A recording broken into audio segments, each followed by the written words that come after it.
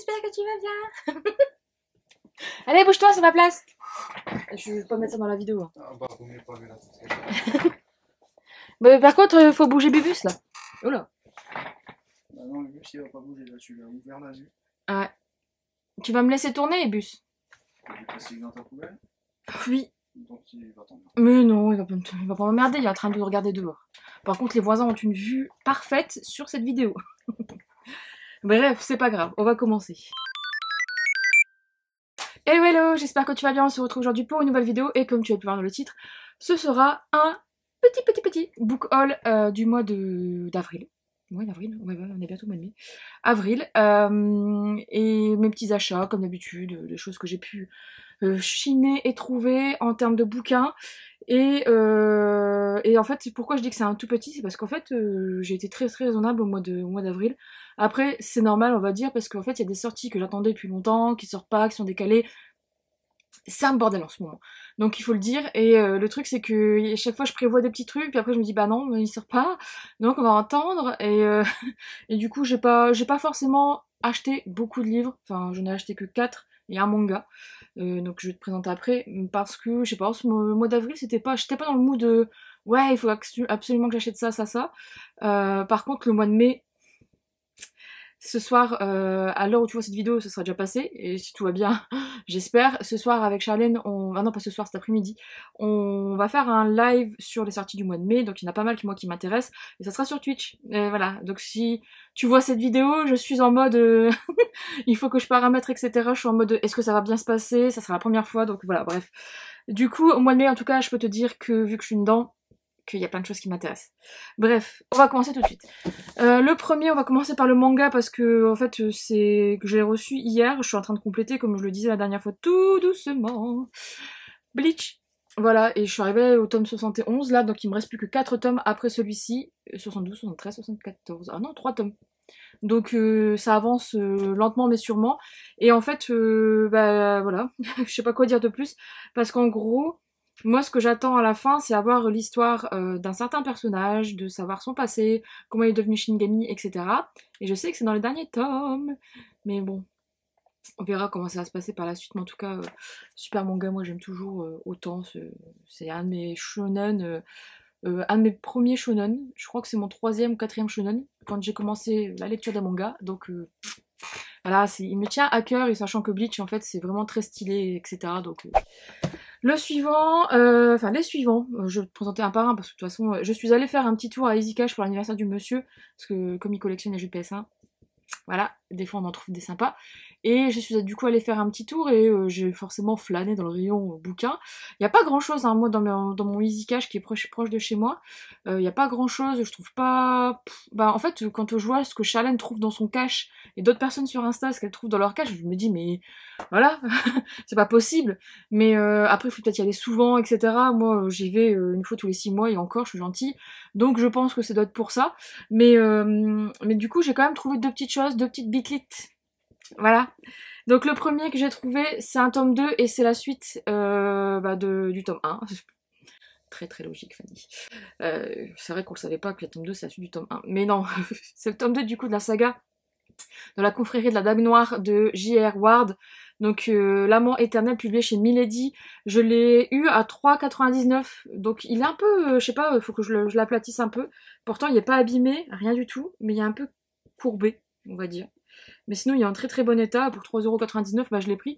Sachant que bah, j'aimerais bien continuer cette saga et avancer. Et puis, je pense me lire les tomes. Mais bon, voilà.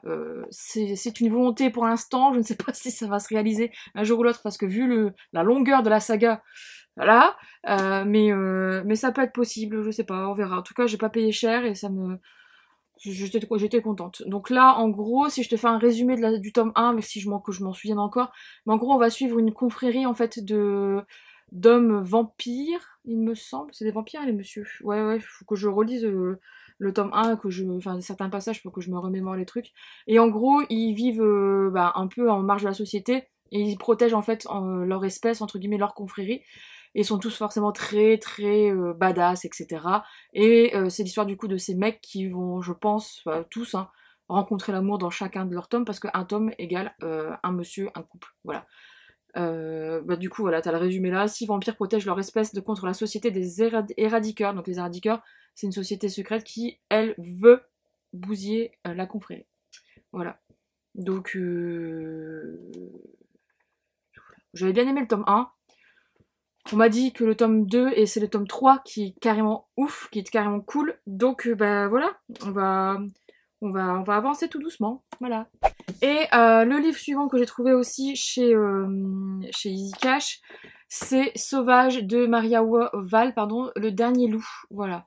Alors pourquoi j'ai acheté ce livre?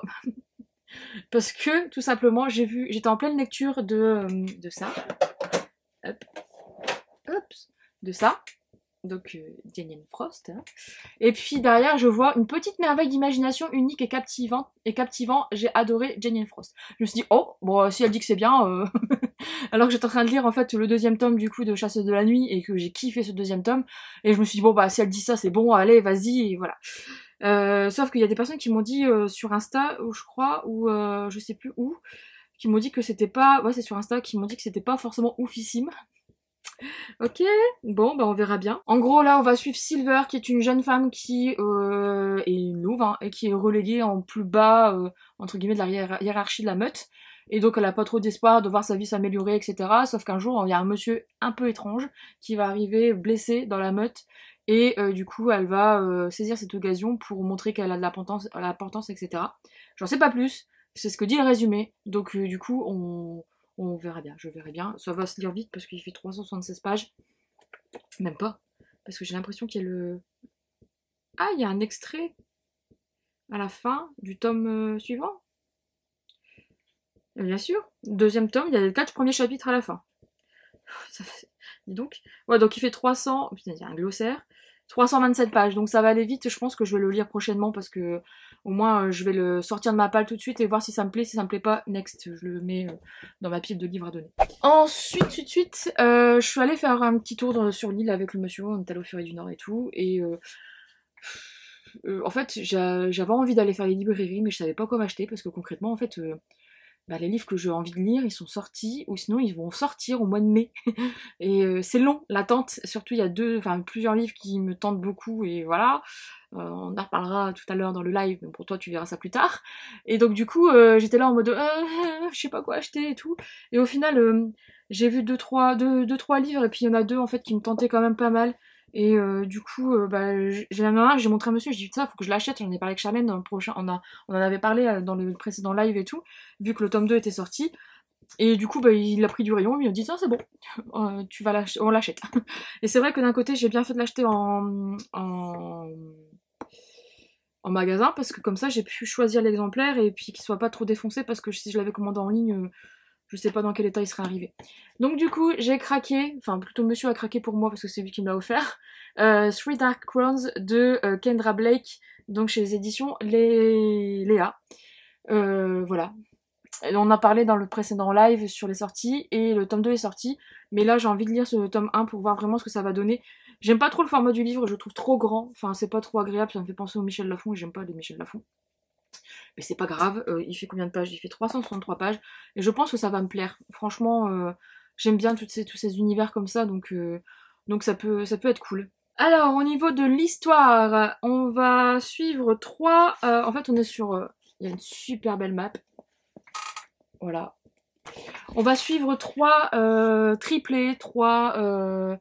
Enfin, ouais, trois reines, enfin 3 futures reines en fait, donc 3 triplées princesses, qui en gros, à chaque pleine lune ou je sais plus quoi, un truc du genre, enfin chaque période dans ce monde-là, il y a 3 triplés qui naissent. Et parmi ces 3 triplés, en fait, chacune a du coup ont des pouvoirs. Il y en a une qui maîtrise les éléments, une qui maîtrise tout ce qui est floraison, et une qui maîtrise je sais plus quoi, que je regarde.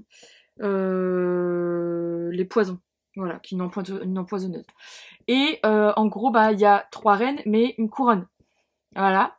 Donc, à partir d'un certain moment de l'année, vu que ces 3, pas à partir d'un certain moment de l'année, mais à partir de leurs 16 ans, le trône est possible pour l'une des 3, et donc du coup, ça lance les hostilités. Elles doivent s'entretuer pour acquérir le trône. voilà, et devenir reine.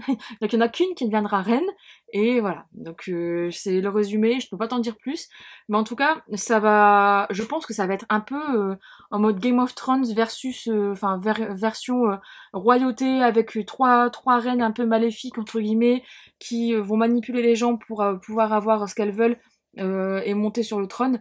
Donc ça a l'air vraiment pas mal et je suis curieuse de le découvrir. Franchement. Et du coup, on comprend mieux les trois couronnes, parce que là, les trois couronnes, il y en a une avec des serpents en mode poison, une avec des flammes en mode contrôle des éléments, et une avec des fleurs, etc., des végétaux, en mode contrôle de la nature, entre guillemets. Donc voilà, et franchement, j'ai hâte de le découvrir. Si tu l'as lu, n'hésite pas à me le dire dans les commentaires et à me donner ton avis, sans spoil, s'il te plaît. Mais voilà, enfin, je pense que ça va vraiment me plaire. Et le petit dernier, et oui, ça va très vite ce petit haul. J'ai craqué pour ce livre parce qu'en fait, déjà, il y a un truc qu'il faut être clair, c'est que c'est un livre qui est aux éditions Pocket Jeunesse. J'ai de moins en moins envie d'acheter des livres de cette maison d'édition et de la soutenir. Mais bon, ça, c'est un autre sujet, tout simplement parce qu'en fait, ils nous laissent pas dans la merde, mais en mode ils respectent pas pour moi leurs lecteurs, tout simplement parce que il y a plein de séries qui sont arrêtées et ils s'engagent pas en fait à continuer les séries. Et ça fait deux trois séries où ça m'arrive chez eux et ça commence légèrement à me brouter. Concrètement, je voulais pas l'acheter parce que c'était du Pocket Jeunesse et en fait je voulais pas l'acheter neuf, je voulais l'acheter d'occasion. Mais bon là c'était l'occasion, enfin c'est que de le dire, avec le monsieur de me faire plaisir et tout et il me tentait beaucoup, je l'avais vu passer en VO de nombreuses fois et j'avais vu des avis de personnes qui l'avaient lu en VO qui disaient que c'était génialissime. Donc je me suis dit tant pis, je le prends, mais je pense que c'est le dernier Pocket Jeunesse que j'achèterai neuf. Parce qu'en fait j'ai pas envie de donner mon pognon à cette maison d'édition qui respecte pas pour moi ses lecteurs à fond, vu qu'ils sont même pas foutus de communiquer pour dire ah bah non on sort pas la suite d'une trilogie, notamment le dernier tome d'une trilogie. Donc en fait ça m'énerve. Donc je suis vénère, et donc du coup j'ai pas envie de leur donner mes sous. Mais bon bref, c'est pas grave, hein. De toute façon c'est comme ça, c'est la vie, et puis il y a tellement d'autres livres à lire et d'autres sagas à découvrir. Mais bon bref, revenons au livre que j'ai acheté quand même. Du coup j'ai craqué pour Vanja et le loup de Margaret Owen. Donc Margaret Owen, c'est l'autrice aussi de Merciful Crow. Merciful Crow qui est dans ma wishlist depuis un petit moment et qui me tente aussi énormément. J'avais vu plein d'avis, que ce soit en VO ou en VF, qui disaient que c'était génialissime et tout. Il est dans ma wishlist, mais j'ai craqué pour celui-ci. Je sais pas pourquoi, mais celui-ci, niveau univers, etc., me capte plus. Voilà, je me sens j'ai plus d'affinité en fait avec celui-ci. Donc du coup, j'ai craqué. Je voyais pas que c'était aussi une grosse bricasse. Une aussi grosse bricasse. On est sur... en fait, il y a des petits trucs comme ça là. Enfin, je te montre pas parce que vaut mieux le découvrir. Mais qui sont... je sais pas si c'est des parties ou si c'est des nouveaux comptes, etc. Enfin, on verra bien. On voit à peu près presque 600 pages, quoi. On est 580 pages. Donc quand même une belle petite bricasse, mais franchement il est très joli. Enfin la couverture, heureusement ils ont gardé la couverture originale, bon, c'est la moindre des choses. Et moi il me tentait beaucoup, donc je vais découvrir ça, mais j'avais vu des avis très dithyrambiques en mode c'était génial, etc. Donc je suis très curieuse et du coup ça me permettra de voir si j'achète ou pas le tome, le premier tome de Merciful Crow. Du coup, on va suivre une princesse qui est promise à un prince dans un pays loin dans un autre pays de l'univers. Et cette princesse, en fait, le jour où elle doit partir pour aller se marier, sa mère lui donne entre guillemets une servante. Sauf que ça va pas se passer comme il faut, c'est que la servante va prendre la place de la princesse, et la princesse va se retrouver réduite en esclavage, etc. Enfin vraiment en mode servante, quoi, tout simplement. Et du coup, pendant des années, elle va trimer, etc. Et du coup, sauf qu'à un moment, la vérité va éclater et on va apparemment découvrir pourquoi, etc.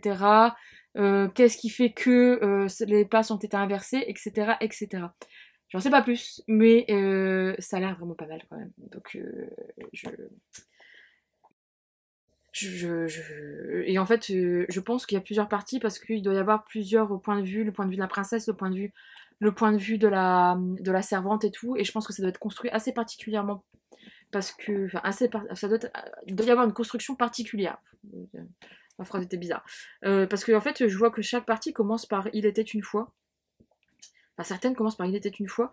Donc je pense qu'en fait, on lit des mini-histoires, je sais pas. Ouais, là encore il était une fois. Je suis curieuse de voir comment ça va être construit. Parce que du coup, je ne connais pas, mais par contre, j'ai vu beaucoup d'avis. Donc voilà. Voilà.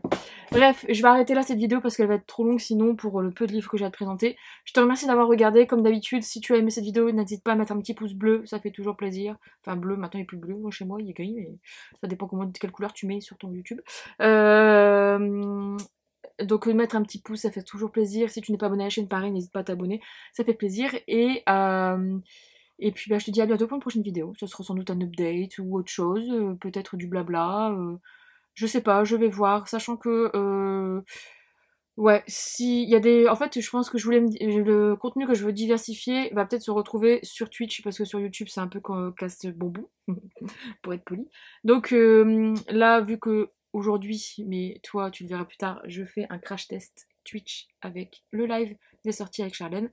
Sans doute que ben, prochainement il y aura des lives sur la chaîne Twitch. Allez en barre d'infos si t'as envie de t'abonner, n'hésite pas à aller voir. Ça dépend vraiment de ma motivation, du temps, parce que c'est au-delà de ça, il faut que je trouve le temps aussi de streamer. Je pourrais pas tout de suite jouer à des jeux, parce que j'en ai trop envie de jouer à des jeux qui me tiennent à cœur, mais même des vieux jeux rétro. Mais je ne peux pas tout de suite parce que j'ai pas le matos pour. Mais par contre, pour faire des lives, je peux. Donc c'est déjà ça. Bref, du coup, on en reparlera plus tard. Je te souhaite une bonne journée, bonne soirée, etc. Et on se dit à bientôt pour une prochaine vidéo.